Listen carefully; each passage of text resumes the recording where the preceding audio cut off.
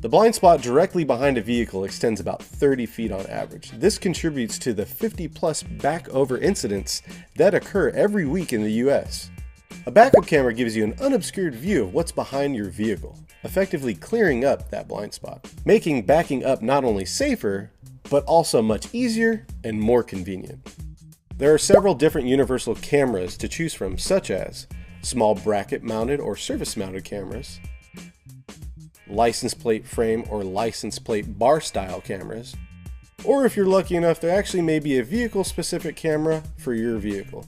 These are typically replacement trunk or tailgate handles with a camera installed in them, giving you a clean OEM look and feel.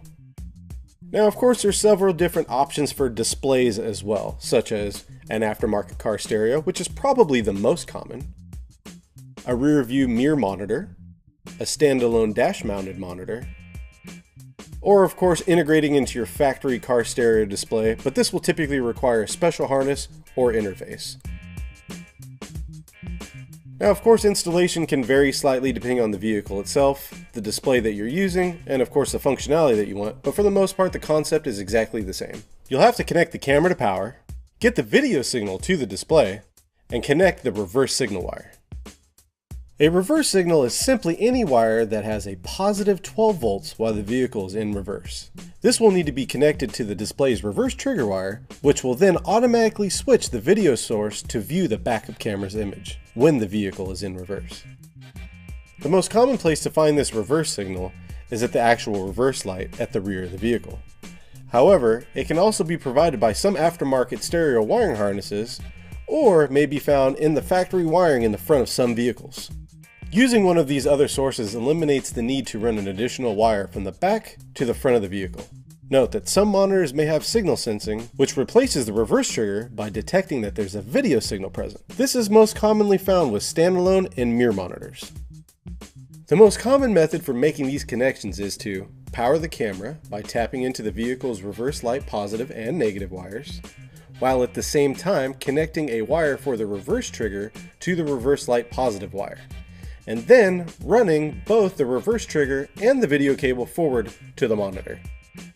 With this installation method, the camera only has power while the vehicle is in reverse, and the monitor, of course, is triggered at the same time and automatically shows the backup camera's image on the display. Alternatively, if you'd like to view your backup camera's image at any time, not only while the vehicle is in reverse, the camera will need to be connected to a switched or accessory power source. This is any 12-volt source that turns on or off with the key. And the connections for the reverse trigger and the video signal are the same as in the previous example.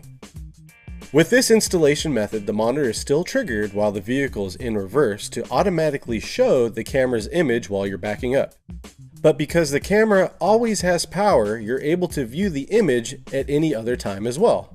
For this installation method to work, your monitor will have to support manual switching to the backup camera's video source. This feature is most commonly found with aftermarket car stereos. Now, before installing, it's always a good idea to plan out your install. Knowing what wires need to be connected and what wires need to be ran throughout the vehicle, not only will it help you save time, but it will help you avoid making mistakes during the installation. Some of the common tools you're going to need for installation are an assortment of screwdrivers, panel removing tools, crimpers or wire strippers, electrical tape, an assortment of connectors, a drill and drill bits, and of course a multimeter.